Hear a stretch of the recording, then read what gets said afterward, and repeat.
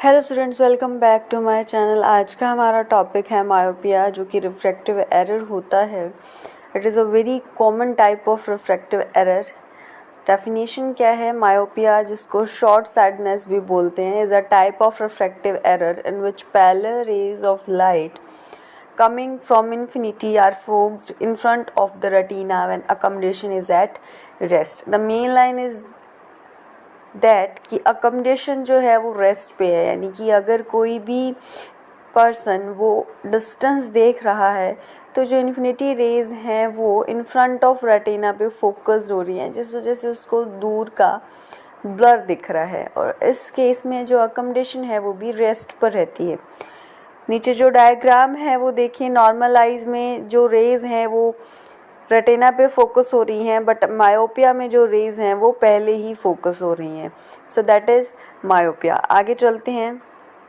Aetiological classification, axial myopia हो सकता है जिसमें एंटीरियो पोस्टीरियर जो लेंथ है आई बॉल का वो बढ़ जाए।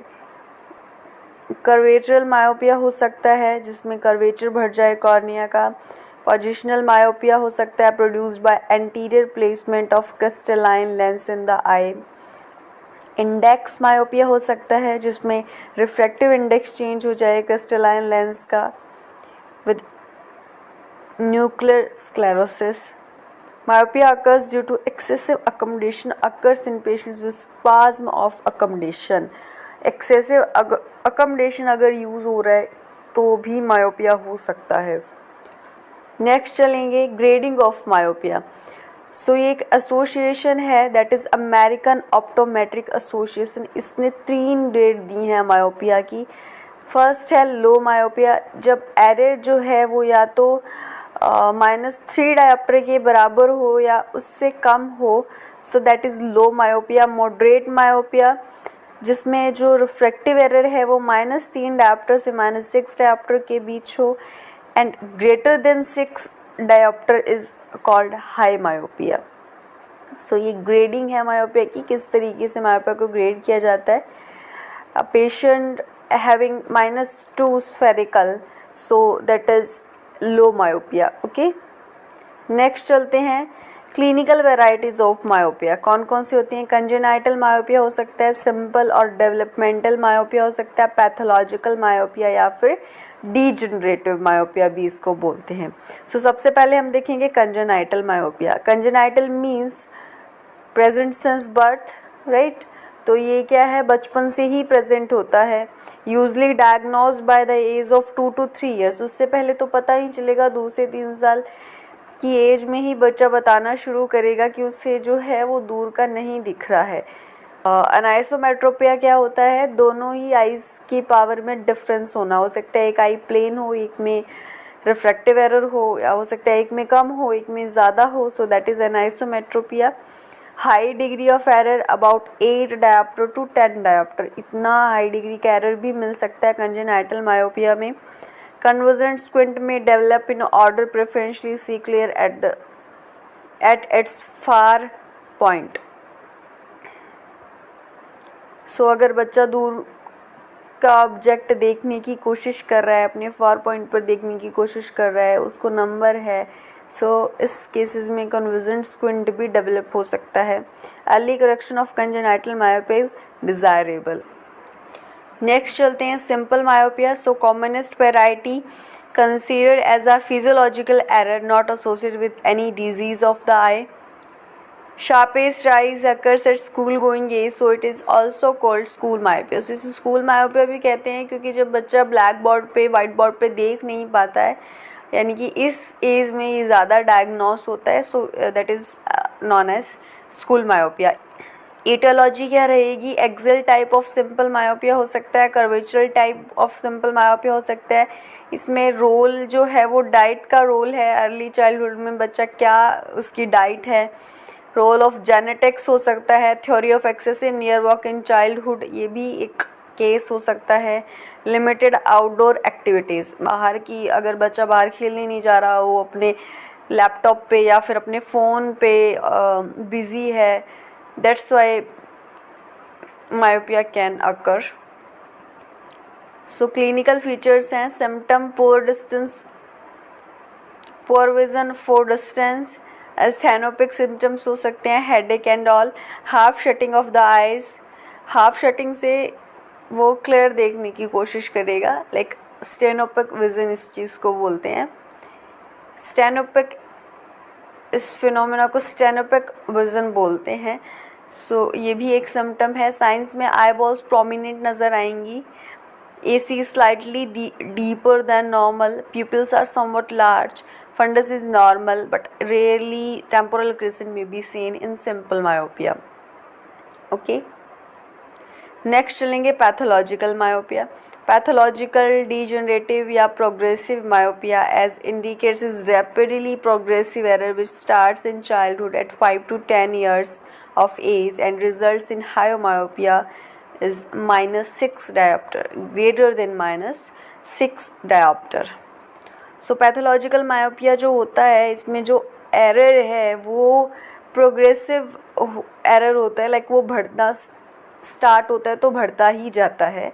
क्लिनिकल फीचर्स में सिम्टम्स क्या होंगे? डिफेक्टिव विजन होगा, failure vision function as the error is usually high due to progressive degenerative changes. Floaters की कंप्लेन होगी। Floaters is like floating black opacity in front of the eyes are often complained by many patients. These occur due to degenerative liquefied vitreous. So floaters की complain भी high myopia की वजह से हो सकती है। और फ्लोटर्स की कंप्लेन एज रिलेटेड चेंजेस भी होते हैं। जब ज़्यादा एज हो जाती है उस केस में जो विट्रस है वो लिक्विफाइड होना स्टार्ट हो जाता है। सो ऐसे केसेस में भी फ्लोटर्स की कंप्लेन आती है। नेक्स्ट चलेंगे। सो इसमें जेनेटिक फैक्टर्स हैं जो मेजर रोल प्ले करते हैं। सबसे पहले जो भी होगा इस जर्नल ग्रोथ प्रोसेस में क्या होगा, दो तरीके के फैक्टर्स होते हैं, genetic factors and general growth process. So genetic factors major role play करते हैं। जर्नल ग्रोथ फैक्टर्स में क्या रहेगा, रेटिना की ज़्यादा ग्रोथ होगी जिससे स्क्लेरा स्ट्रेचिंग होगा। स्क्लेरा स्ट्रेचिंग होगा तो इंक्रीज होगी eye axial length, degeneration of choroid, degeneration of retina, degeneration of vitreous. ये सब जो फीचर्स हैं वो पैथोलॉजिकल मायोपिया की होते हैं। नेक्स्ट सिम्टम देखेंगे तो थर्ड जो है वो डिफ़िकल्टी इन नाइट विजन में be complain by very high myopia having marked degenerative changes. So degenerative changes की वजह से नाइट विजन में भी प्रॉब्लम आएगी। फोटोफोबिया की कंप्लेन हो सकती है क्योंकि प्यूपिल जो है वो लार्ज हो जाएगा जिससे ज़्यादा लाइट एंटर होगी आइज़ में। सो फोटोफोबिया भी हो सकता है। फ्लैशेस ऑफ लाइट में भी रिपोर्टेड। सो साइंस क्या रहेंगे, प्रोमिनेंट आई बॉल्स रहेंगी, appearing elongated. Prominent eye balls होंगी, अपीयरिंग इलोंगेटेड। कॉर्निया लार्ज होगा, AC डीप होगा, प्यूपिल्स जो होंगी वो स्लाइटली लार्ज होंगी। Magnitude of refractive error increases rapidly. Next जो है fundus examination reveals following characteristic signs. Optic disc जो है वो लार्ज होगी, पेल होगी and its temporal edge a characteristic myopia crescent is present. The choroid and retina is distant away from the disc margin. So stretching होने की वजह से Clara stretch होगा तो आईबॉल का साइज़ बढ़ेगा तो ये सब चेंजेस देखने को मिल सकते हैं। डिजेनरेटिव चेंजेस होंगे कॉरोइड और रेटिना में जिसमें कॉरियो रेटिनल एट्रोपिक पैचेस मिल सकते हैं मैक्यूला पे। Okay, Cystoid degeneration may be seen at the periphery. Lattice degeneration and snail track lesions हो सकते हैं with or without retinal holes. Foster कुछ स्पोर्ट्स में मिल सकते हैं। Posterior staphyloma हो सकता है due to ectasia of sclera at posterior pole may be apparent. Degenerative changes in vitreous include liquefaction, vitreous opacities and posterior vitreous detachment and posterior vitreous degeneration, that is PVD. Next treatment, 3 तरीके के treatment रहते हैं। Optical treatment of myopia comprises prescription of appropriate concave lenses so the image is formed on retina which is clear. Surgical treatment हो सकता है जिसमें हम LASIK कर सकते हैं, पेशेंट्स का स्माइल हो सकता है। Low vision aids LVA are indicators in patient with progressive myopia having advanced degenerative changes where useful vision cannot be obtained with spectacles and contact lenses. Spectacles और contact lenses की वजह से अगर vision improve नहीं हो रहा है then we can use LVAs. Okay, so lecture complete हो गया है. आई होप मायोपिया आपको समझ में आया होगा. समझ में आया है तो वीडियो को लाइक ज़रूर करें एंड चैनल को सब्सक्राइब कर दीजिएगा. नेक्स्ट लेक्चर में हम हाइपरमेट्रोपिया पढ़ेंगे. Okay, bye.